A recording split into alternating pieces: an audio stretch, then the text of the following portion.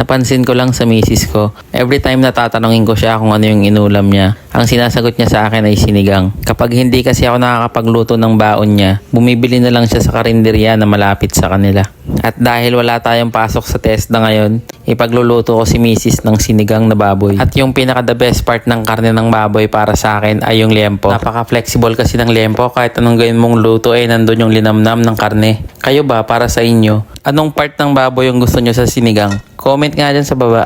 O siya, napahaba na naman ang kwento ko. Balik muna tayo sa ginagawa natin. Unahin muna natin i-sear yung karne at kapag may brown na, pwede na yan ahunin sa kahirapan. Bawasan lang din natin ng oil bago natin gisa ang sibuyas, kamatis at luya. After magisa ang aromatics, lagay natin yung porky natin at timplahan lang natin ng patis at paminta. Tsaka natin lagayan ng distilled water pampalambot. Kapag okay na si porky, add lang tayo ng konting salt, half teaspoon ng betchin at half pack ng sinigang mix. Sa timpla, kayo na ulit bahalang mag-adjust kung may gusto kayong idagdag o ibawas sa mga nilagay ko. After nyan, hayaan lang natin ulit kumulo bago natin ilagay ang talong, labanos, okra at siling green. At syempre, kangkungin at kapag okay na yung lasa, prepare ko naman yung pagkain ni Commander dahil ihahatid natin to sa kanya. Bago ang lahat, salamat pa rin sa mga taong nakaabang para mapanood yung mga videos na i-upload ko. Busy lang sa school kaya madalas picture lang na-upload ko pero mag-upload pa rin ako ng videos na gaya nito kapag libre ang oras para mag-edit at mag-voice over. So ayun, salamat sa inyo at pa-follow na rin.